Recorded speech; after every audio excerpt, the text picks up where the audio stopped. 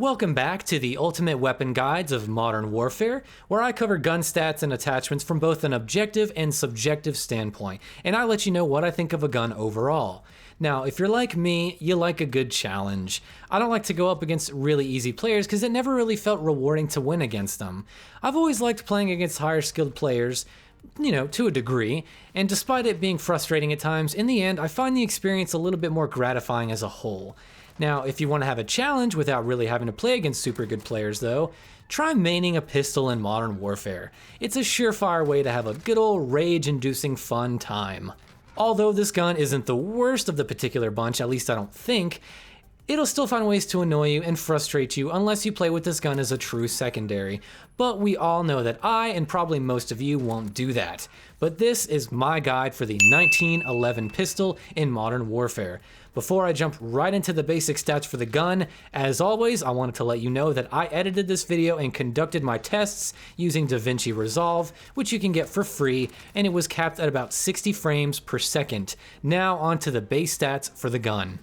The 1911 pistol is a pretty standard handgun which functions pretty much how you would expect it to. It doesn't really pack that much of a punch, but it lets you swap to it quickly and fire off shots somewhat fast. As with all guns, the amount of damage you do to an enemy depends on where you shoot them and from how far. The 1911 has 4 different parts of the body that do different damage, which are the limbs, the stomach and the thighs, which are grouped together, the upper chest, and the head. The maximum damage range is up to about 14 meters in-game, and at that range the stomach will deal 36 damage per shot, and we'll call that our base damage. The upper chest has a multiplier of 1.17 times damage, so you'll do 14 damage up close per shot, and headshots have a damage multiplier of about 2 times damage, so you'll do 72 damage up close, which means that you can have some 2-shot headshots with the 1911, which is actually really good for a pistol. Now limbs will deal less damage, however, with a damage multiplier of about 0.92 times, so try to avoid the limbs if possible. Over distance, the damage values drop and the base damage will drop down to about 25 health per shot, so you'd be looking at around 4 shots to kill from further than 24 meters in game, assuming you are hitting the stomach or the thighs, and limbs will take you at least 1 more shot. Now what's interesting is I was able to continue to get 2-shot headshots at this range, where headshots did 50 damage at a really impressive range, as you can see from this clip.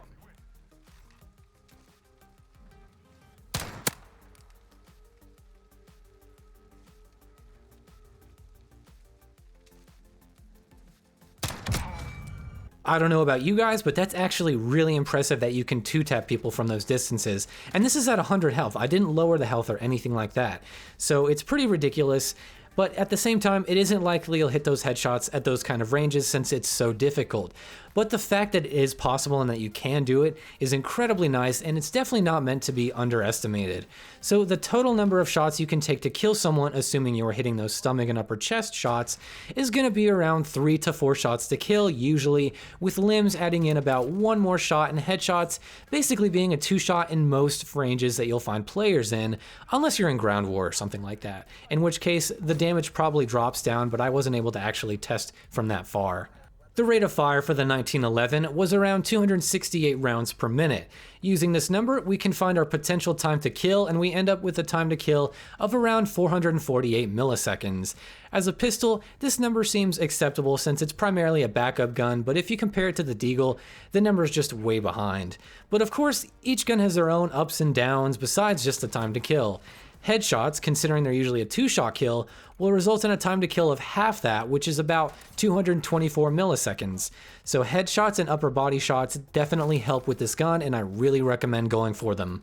The base sprint out time for the 1911 is clocked in at around 9 frames or 150 milliseconds, which is pretty on par with the pistols, and for that being the base sprint out time, it's not half bad at all.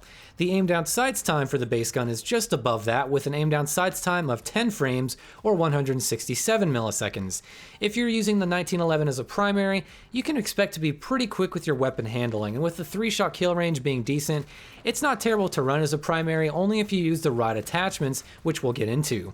Before that, I wanted to include an aim down sights time master sheet for all of the attachments that affect it besides the optics, so that you can refer back to it in the video if you want to see more about a particular attachment. For the first section, let's get into the barrels and their ranges. For the 1911, we have 3 barrels to choose from, but only 2 of them affect damage ranges. The one that does not is the 45 compact barrel. This barrel increases your movement speed as well as your aim down sight speed. The aim down sight speed increase is about 1 frame, so it'll take your aim down sight's time down to 9 frames or 150 milliseconds. Even though you don't get any increase to the damage range, it is somewhat helpful if you want to be able to move a tiny bit faster, but you do lose the ability to have a much better max damage range. For the other 2 barrels, both of them do affect your damage ranges, so we'll take a look at those. Starting with the 45 match grade barrel, which will increase your max damage range from 14 meters out to 17 meters, which is a 21% increase in damage range. To put it simply, your 3-shot kill range extends out to 17 meters. The 1911 Stalker barrel has a slight edge over the other barrel, putting the max damage range at 18 meters, which is a 29% increase in damage range. The interesting thing here is that the match grade barrel, despite having shorter range, also has a movement speed penalty along with the aim down sights penalty that both the barrels do. The extra perk that the 45 match grade barrel has though over the 1911 Stalker is recoil control. Now the 1911 does have a slight bit of recoil, but at the ranges you should use it, it probably won't be a problem until you start going for further range shots. That being said, the recoil reduction for this barrel was seemingly negligible from what I could tell. I tested it many times and it was so inconsistent I couldn't really find much of a benefit unless I stacked it with all the recoil reducing attachments with it.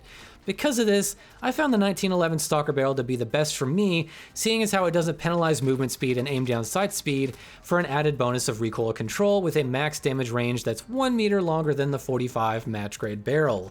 Up next for the muzzle attachments, we have a few attachments that'll help with not only range, but also with recoil and stabilization. Now, the 1911 does kick upwards if you are continually firing and shooting fast. The attachments I tested for recoil control didn't seem to affect the gun much by themselves at all.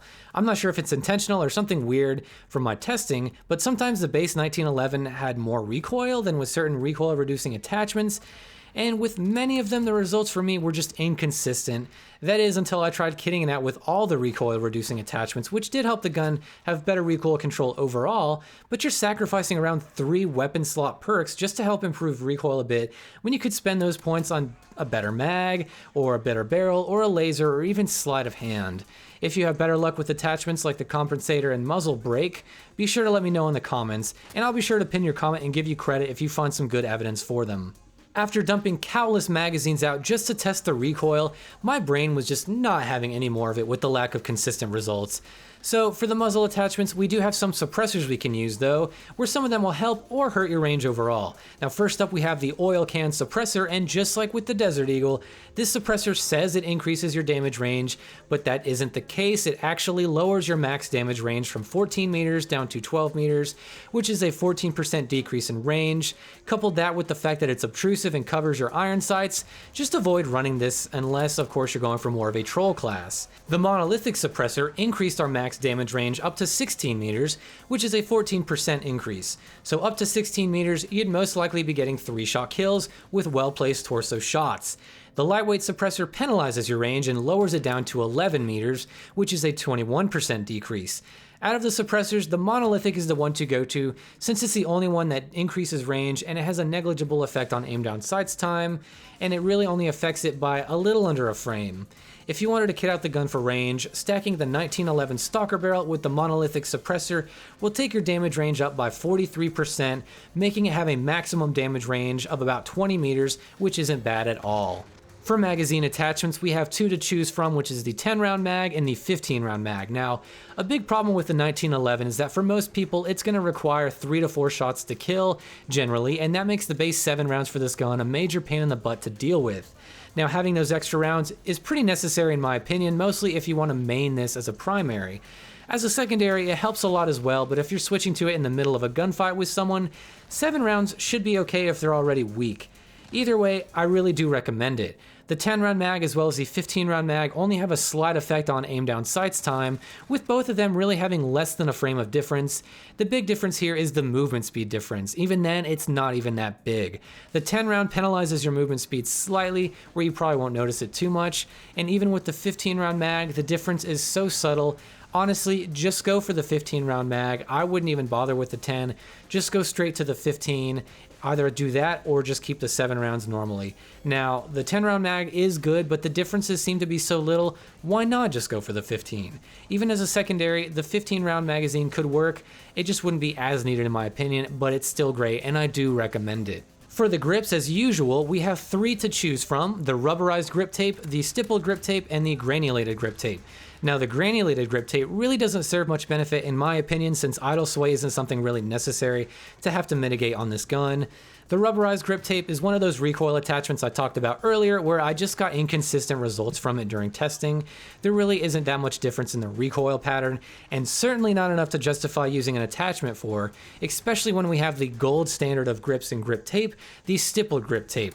The stippled grip tape reduces your aim down sight speed by 2 frames, making it a little bit faster than the normal aim down sights time at around 8 frames or 133 milliseconds. This grip tape also lowers your sprint out time, but not by as much. The benefit was basically less than 1 frame, so your sprint out time is basically going to be exactly the same as your base sprint out time, which is 9 frames or 150 milliseconds. Overall, the stippled grip, as with almost every time I cover this attachment, is definitely worth running over the other grips. The boost it gives stacks nicely with other attachments, and I highly recommend running it.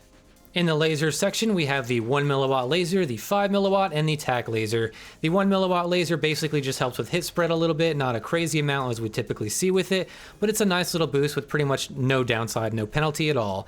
The 5 milliwatt laser, on the other hand, will tighten up that hip fire noticeably, and on top of that, will lower our sprint out time to about 8 frames or 133 milliseconds, so it's 1 frame less than the base sprint out time with the 1911. Of course, there's that lovely green laser we all love so much, so be careful with where you put that thing. The tack laser helps with some aiming stability, but most importantly, it helps with our aim down sights time by bringing it down to 8 frames or 133 milliseconds from the usual 10 frames.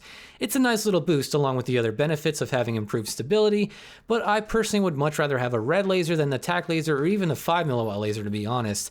It varies from gun to gun with me, so as usual, I'll leave that choice up to you since those green lasers are so polarizing in the community as it seems.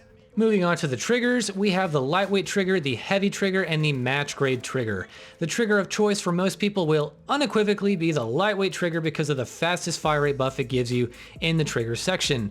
The base fire rate of the 1911 was about 268 rounds per minute, and the lightweight trigger has a 27% increase to that, putting it at about 340 rounds per minute.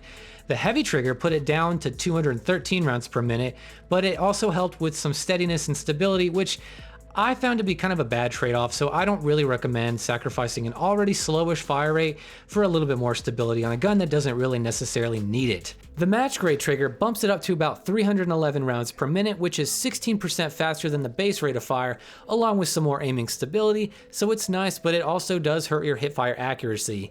Personally, I always opt for the fastest fire rate for my pistols since the penalties don't seem to be that bad, so here I'll always go for the lightweight trigger, and I have a feeling most of you will as well, considering that this is a pistol and we don't need it to be a super accurate marksman rifle or something like that. Now onto what, in my opinion, is the best part about the 1911. In case you didn't know, Infinity Ward added in the Akimbo perk to all the pistols in the newest update. In order to unlock it, each pistol has its own unique challenge, and in the case of the 1911, you have to get 3 kills in 5 separate games with the Mo Money perk equipped. At least I think it was that perk.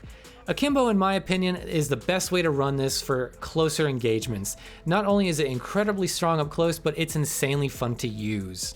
The fire rate is effectively doubled, and the damage seems to be unaffected, so this gun can absolutely ruin people's days if you manage to get a few shots off with it up close, and I definitely recommend running the lightweight trigger with Akimbo.